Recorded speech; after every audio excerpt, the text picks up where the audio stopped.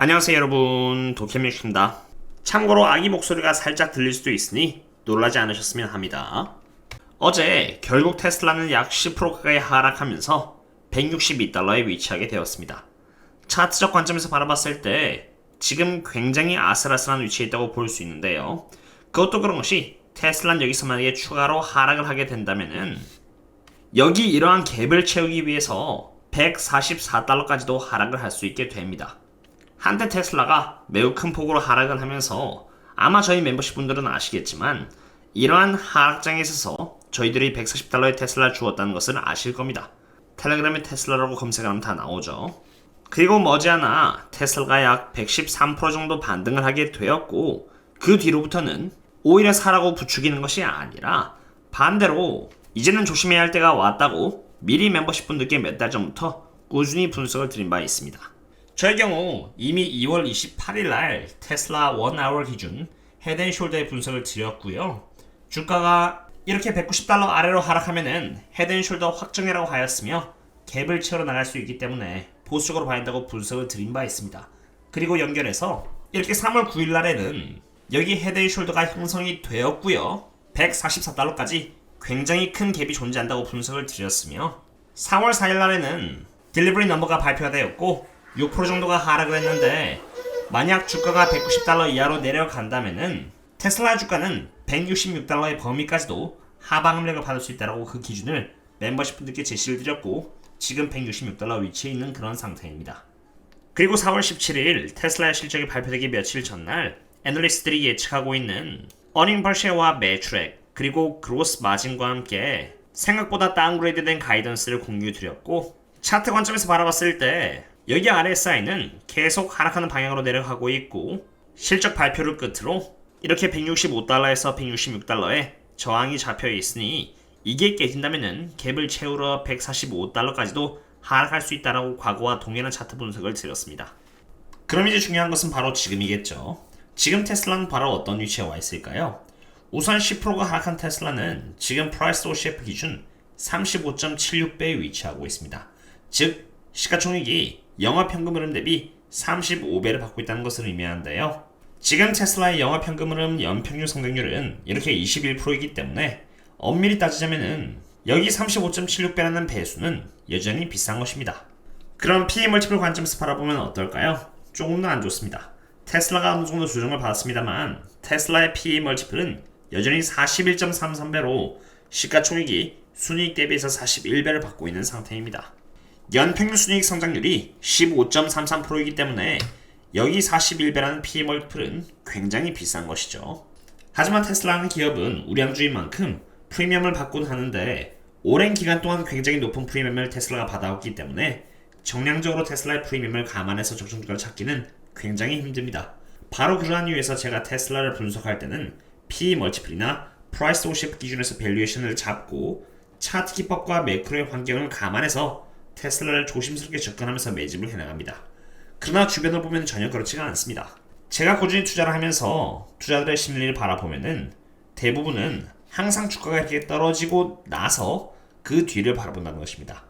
정작 주가가 저점 대비해서 거의 50%, 70% 또는 100% 올랐을 때 이미 PE 멀티플은 48배, 이렇게 51배 오른 상태에서 보수적으로 리스크 매니지먼트를 하지 않고 오히려 포모를 느끼고 더 매수를 하려고 하는 모습을 종종 보았습니다.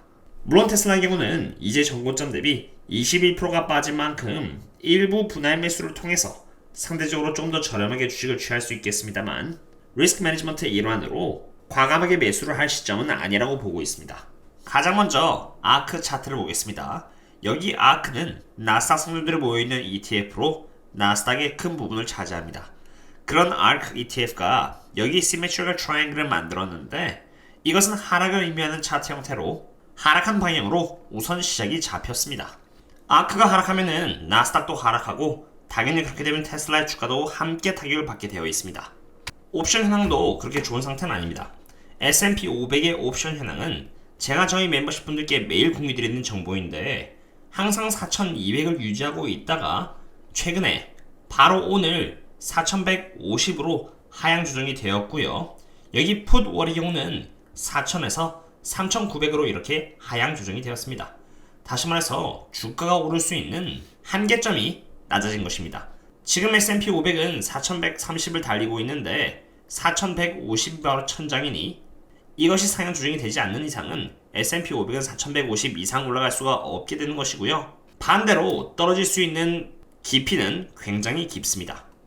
그럼 빅스는 어떨까요? 저는 며칠 전에 분명히 빅스가 풋옵션의 세력들로 인해서 빅스가 17 이상 올라갈 수가 없었고 빅스의 옵션 만기일이 끝나면은 다시 17달러 이상 올라갈 수 있을 것이라고 분석을 했습니다. 그런 상태에서 빅스는 이제 17달러를 찍고 올라와 주었고요. 빅스의 선행지표라고 할 수 있는 VVIX는 어제 이렇게 굉장히 가파른 상승을 보여주었습니다. 과거의 패턴을 보시면은 파란색인 VVIX가 오르면은 빅스도 이렇게 함께 올라주었고요. VVIX가 떨어지면은 빅스 또한 함께 떨어지는 등 빅스와 여기 VVIX는 같은 흐름을 보여준다는 것을 이렇게 볼 수 있습니다. 그런 것처럼 VVIX가 최근에 굉장히 많이 올라준 만큼 빅스 또한 결국은 가파르게 올라갈 것이며 빅스가 가파르게 오른다면은 S&P 500과 나스닥은 하방 압력을 굉장히 세게 받게 됩니다. 그러므로 당연히 조심해야 되는 것입니다. 오늘 유동성에 대한 부분도 업데이트를 드리고 싶은데 사실 시간이 부족한지라 텔레그램에만 공유를 드리겠고요. 엔비디아에 대한 분석을 추가로 드리겠습니다. 저는 참고로 오늘 엔비디아가 고평가되었다고 처음 분석드린 것이 아닙니다. 영상 중간중간에 꾸준히 분석을 드렸습니다만 텔레그램에서는 4월 5일 이렇게 엔비디아가 어닝 per share 실적 가이던스 대비해서 얼마나 고평가가 되었는지 공유를 드렸고요. 4월 10일에는 엔비디아가 인버스 헤드 앤 숄더가 완성이 되면서 주가가 가파르게 올랐으며 RSI는 70 이상 왔다가 꺾였고 인버스 헤드 앤 숄더가 마무리되면서 여기 피보나치 리트레이스먼트 관점에서 봐도 전부 다 왔다라고도 분석을 드렸습니다. 하락할 게 전혀 이상한 게 없는 것이죠. 그리고 4월 14일은 엔비디아에서 헤드 앤 숄더가 만들어졌다고도 분석을 드렸습니다. 헤드 앤 숄더는 하락을 의미하는 차트인데 264달러가 무너지면은 주가는 더 크게 하방 압력을 받기 때문에 조심해야 한다고도 분석을 드렸습니다. 물론 분석을 드린 뒤에 바로 주가가 하락하지는 않았습니다만 이렇게 RSI는 점점 하락세를 이어나가고 있고 엔비디아의 PE 멀티플이 이렇게 블렌드 기준 75배를 받고 있다는 것만으로도 하방 압력이 굉장히 크게 작용할 것이기 때문에 엔비디아의 경우는 충분히 조심해야 할 만한 주기인 것입니다. 떨어져도 전혀 이상할 것이 없는 것이죠. 그런 엔비디아가 하락을 해준다면은 그것은 엔비디아가 포함되어 있는 ETF에 있어서 악영향들을 끼치고 ETF가 하락하면은 지수도 하락하면서 연쇄적으로 다른 주식들에게도 피해를 끼칠 수 있게 됩니다. 제가 영상을 통해서 전달드리고자 하는 메시지는 지금과 같은 상황을 대비해서 현금을 모아놓자입니다. 현금을 모아놓아야 지금처럼 테슬라가 하락을 할 때 분할 매수를 통해서 상대적으로 더 저렴한 가격에 테슬라를 모아나갈 수 있고 고평가인 엔비디아는 오히려 피해야 장기적으로 바라봤을 때 물리는 위험으로부터 피할 수 있게 됩니다. 제가 그냥 무조건적으로 주가가 빠지는 것을 바라는 것이 아니라 개별 기업에 대한 분석과 매크로 관점에서도 분석을 했을 때 너무 고평가이고 얻을 수 있는 수익 대비해서 리스크가 더 크기 때문에 조심한다고 분석을 하는 것입니다. 주가가 상승할 때도 고평가할 때도 올라간다고 분석을 하고 주가가 하락하면은 그때도 마찬가지로 나중에 먼 5년에서 10년을 바라보면은 주가는 올라가 있을 테니 꾸준히 매수를 해야 한다고 하고 무조건적으로 매수를 하는 식의 매수법은 정말 무엇에 의미를 두고 있는지 모르겠습니다. 사실 직장인들이 버는 돈 자체가 유한적인 상태에서 주가가 비쌀 때도 주식을 사라는 것은 주식을 상대적으로 적은 가치를 주고 사는 것과 마찬가지입니다. 물론 5년이라는 먼 미래를 바라보고 산다고 할 수도 있겠습니다만 개개인의 돈이 주식에만 5년이 있어야 한다는 보장도 없고 부동산 같은 자산을 갑작스럽게 필요로 될 수도 있습니다. 5년이라는 기간 동안에 분할 매수를 한다는 것이 말은 쉽지 사실 웬만한 사람들은 할 수 없는 투자 기법입니다. 오늘의 분석 영상은 이 정도로 마치도록 하고요. 그럼 다음에 또 다른 분석 강의 찾도록 하겠습니다. 그럼 다음에 또 만나요. See you later.